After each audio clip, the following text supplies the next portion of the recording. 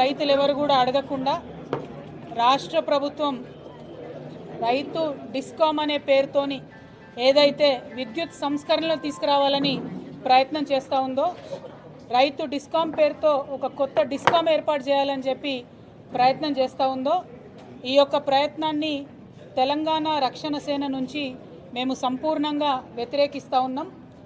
గత 6 నెలలుగా ప్రభుత్వము రైతు డిస్కామ్ పేరుతో ఒక కంపెనీ ఏర్పాటు చేయడము, దాని తర్వాత ఈఆర్సీకి మమ్మల్ని ఒక సపరేట్ డిస్కామ్ కింద గుర్తించండి అని అప్లికేషన్ పెట్టుకోవడము, ఇవన్నీ కూడా ఎవరికి చెప్పకుండా, ప్రజలకు చెప్పకుండా దొంగచాటుగా చేస్తూ వచ్చారు.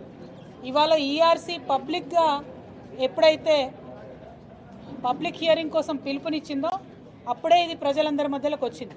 అందుకే నేను గౌరవ ఎలక్ట్రిసిటీ రెగ్యులేషన్ కమిషన్ వారిని, చైర్మన్ గారిని కోరుతా ఉన్నాను, మనం ఒక్క హైదరాబాద్లో ఏసీ గదిలో పబ్లిక్ హియరింగ్ పెట్టి యావత్తు తెలంగాణ రైతుల భవితవ్యాన్ని నిర్ణయించడం కరెక్ట్ కాదు. ఖచ్చితంగా ఈఆర్సీ తరఫున 33 జిల్లాల్లో కూడా రైతు డిస్కామ్ ఏర్పాటు పైన పబ్లిక్ హియరింగ్ జరపాలని చెప్పి నేను డిమాండ్ చేస్తూ ఉన్నాను. అదేవిధంగా ఈ హియరింగ్ కానీ ఈఆర్సీ లైసెన్స్ ఇవ్వకముందే రాష్ట్ర ముఖ్యమంత్రి గారు జూన్ 2 నుండి ఈ డిస్కామ్ మరి ఫంక్షన్ అవుతుందని చెప్పడం కూడా కరెక్ట్ పద్ధతి కాదు. కాబట్టి ఈ 2 అంశాలను దృష్టిలో పెట్టుకొని తక్షణమే రైతు డిస్కామ్ కోసము ప్రభుత్వం అప్లై చేసినటువంటి లైసెన్స్ని రిజెక్ట్ చేయవలసిందిగా నేను కోరుతా ఉన్నాను.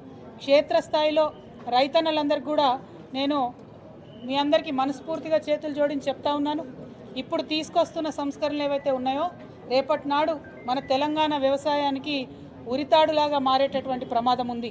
1999లో ఎట్లా అయితే ఆనాడు వరల్డ్ బ్యాంకుకి చంద్రబాబు నాయుడు గారు సంపూర్ణంగా వ్యవసాయాన్ని అమ్మాలనుకున్నారో, ఇవాళ అదే పందాలో పేరు వేరే ఉన్నది, లక్ష్యం మాత్రం అదే ఉన్నది.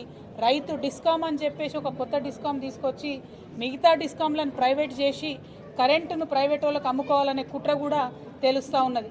ముఖ్యమంత్రి గారు ఓల్డ్ సిటీలో ఒక సందర్భంగా మాట్లాడుకుంటూ ఆయన చెప్పిండ్రు కూడా, ఓల్డ్ సిటీ మొత్తం నేను అదానికి అప్పచెప్తా అని కూడా అన్నారు.